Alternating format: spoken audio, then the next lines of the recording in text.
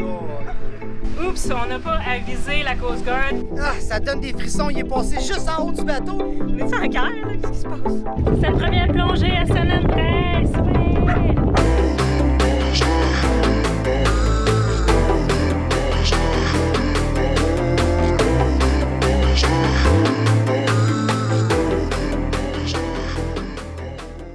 On se prépare à partir. C'est une petite navigation de 9,7 milles nautiques. Dans le fond, on s'en va de l'autre côté de l'île. Puis en ce moment, comme vous voyez sur Windy, il y a 20 nœuds de vent. Il peut y avoir des rafales jusqu'à 30 nœuds. Mais c'est le bon temps d'y aller maintenant parce que quand le vent souffle fort, la houle rentre pas de l'autre côté de l'île. L'effet du vent fait que la houle va plus loin puis qu'on tourne pas l'île. L'autre côté, c'est super calme en ce moment. Je l'ai vu d'ailleurs quand on est allé plonger hier. L'eau de l'autre côté est flat. Puis c'est de l'autre côté qui sont tous les sites de plongée. Pat n'a pas plongé encore, donc c'est certain qu'il va faire une plongée avant qu'on parte. Donc on va aller explorer le mouillage de l'autre côté. Il y a du 20 nœuds constant, rafale à 23. Fait qu'on va prendre 2 riz dans le grand voile, on va prendre un riz dans le génois, pout. Ça va rouler quand même assez bien. Fait qu'on monte la grand voile.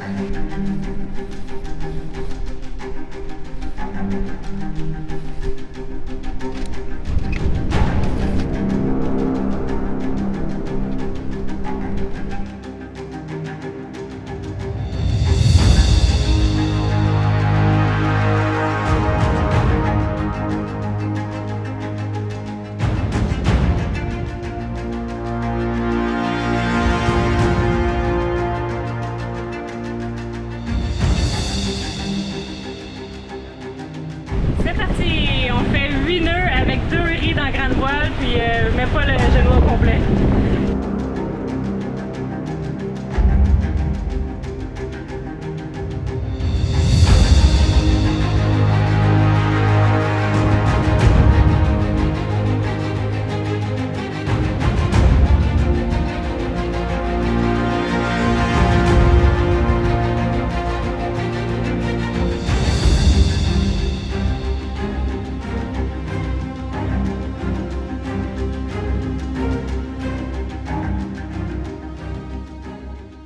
Oups, on n'a pas avisé la Coast Guard qu'on changeait de mouillage. Puis ici, c'est très protocolaire. On aurait dû y penser parce qu'en Colombie, c'était comme ça aussi.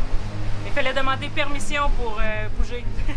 Ce qu'on n'a pas fait. Donc là, la Coast Guard est venue très proche du bateau. Ils nous ont appelé sur la radio. Ils nous ont fait affaler les voiles. Là, ils nous demandaient... ils nous demandaient qu'est-ce qu'on faisait, où on allait, parce qu'ils pensaient qu'on quittait le pays. Mais là, on leur expliquait qu'on quitte pas le pays, on s'en va juste au bord de l'île pour se protéger des vents. Là, ils nous disaient non, vous devez retourner dans le retourner où on était sur nos pas. Mais si on retourne sur nos pas, on a le vent de face. Puis avec 20-25 nœuds de vent de face, ça ne tente pas bien. Fait qu'on a dit non, on tourne pas. Fait qu'ils ont compris qu'on allait juste l'autre côté de l'île. Mais ils ont dit la prochaine fois, rapportez-vous. Oui, oui.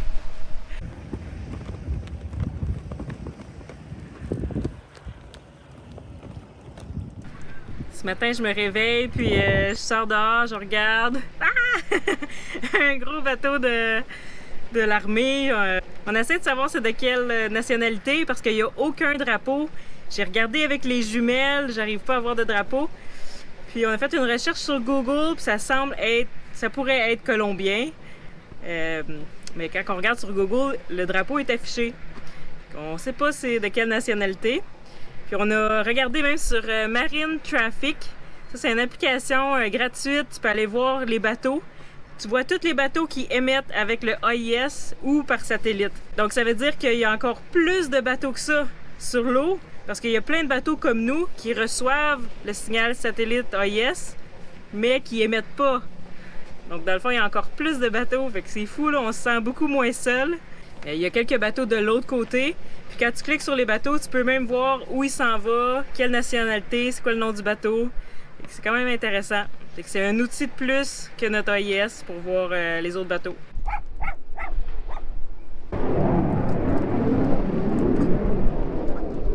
On a le bateau d'armée, on a des jets qui passent au-dessus de notre tête. Puis en avant, ben, c'est une base navale sur terre. Puis ça tire de là. On est-tu en guerre, là? Qu'est-ce qui se passe? Qu'est-ce qui se passe, Patricio? Là, des essais, j'imagine, ou quelqu'un, un haut dirigeant qui vient d'arriver parce que l'hélicoptère a atterri sur le destroyer derrière nous. Il se passe de quoi, mais sûrement de la pratique. Là. Parce que je pense pas que la Colombie est en guerre contre personne. Là.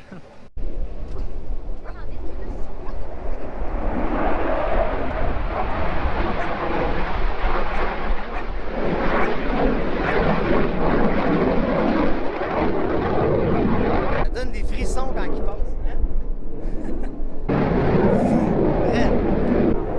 Ah, j'aimerais ça essayer ça! Moi qui étais fou d'adrénaline, j'ai eu des motos toute ma vie, des AR1, ça va à 300 km/h. Ah, j'adorais ça! L'adrénaline, la vitesse, là. Wow! On fait le départ à faire!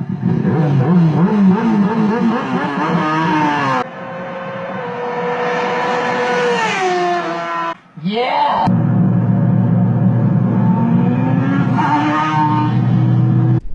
Incroyable la puissance d'un jet. Ah, ça donne des frissons. Il est passé juste en haut du bateau. Là, on est tous sortis. Qu'est-ce qui se passe? Ah, c'est puissant. Ça doit être... L'adrénaline pour conduire ça, ça doit être fou. Depuis tout à l'heure, il fait le tour de l'île. Je sais pas s'il se passe de quoi, mais je pense pas. Ça doit être juste la pratique. C'est hallucinant. Puis ça roule au moins à Mach 3. 3 fois la vitesse du son, je crois. Un jet, c'est pas plus. Fait que quand il est passé, le son arrive après. C'est fascinant. Je vais essayer de vous pogner le son quand il passe, mais il va tellement vite qu'on l'entend pas venir. Parce que lui, il passe, puis le son arrive ensuite. C'est dur de le pogner. Ça fait genre 4-5 fois que Véronique elle essaie de pogner la GoPro, mais c'est trop tard. Ouf, je pense à tous les pays qui sont en guerre, là, puis que ces jets-là passent sans arrêt, sont bombardés. Puis ça continue à vivre le quotidien, là, parce que tu continues à vivre, là, comme en Ukraine. Les gens, il faut qu'ils vaquent à les occupations, ils vont chercher de la nourriture. Puis t'as ça qui passe en haut de toi sans arrêt, ça tire en plus. Imagine si là, il tirait. Ça doit être atroce vivre ça, la guerre. Atroce. On n'a pas connaissance de ça en Amérique du Nord, les Canadiens. Puis c'est tout le temps ailleurs que ça se bat, tu sais. Les Américains, c'est ailleurs qu'ils vont se battre.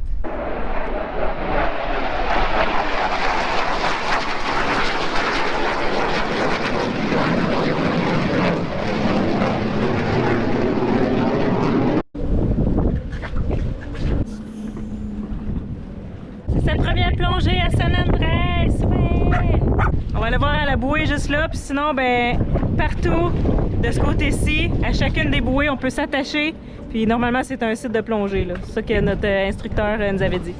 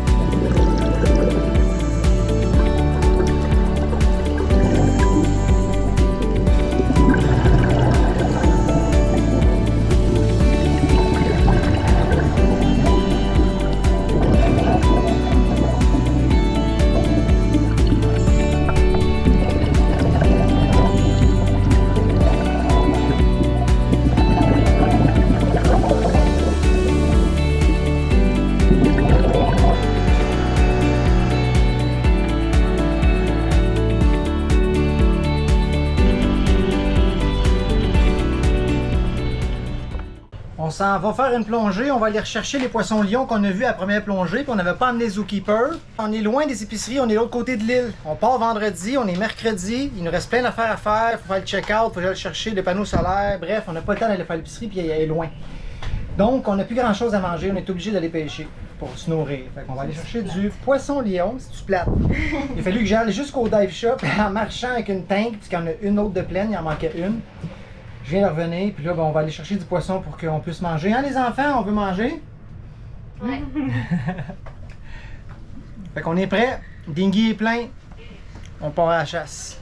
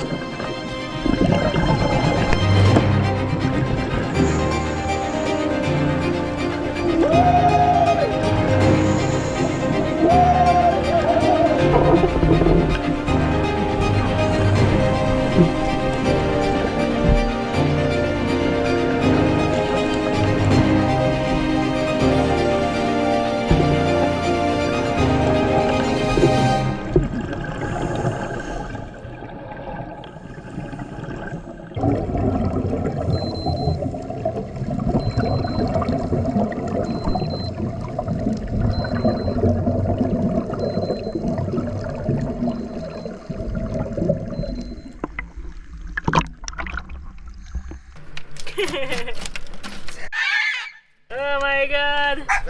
C'est lui le gros!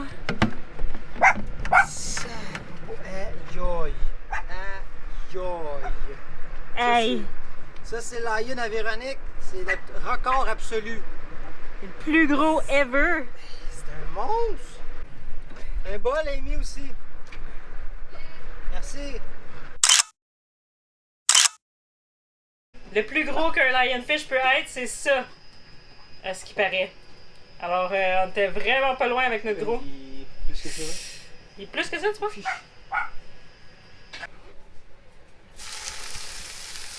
Ça, c'est le gros, tu vois, il prend la poêle au complet.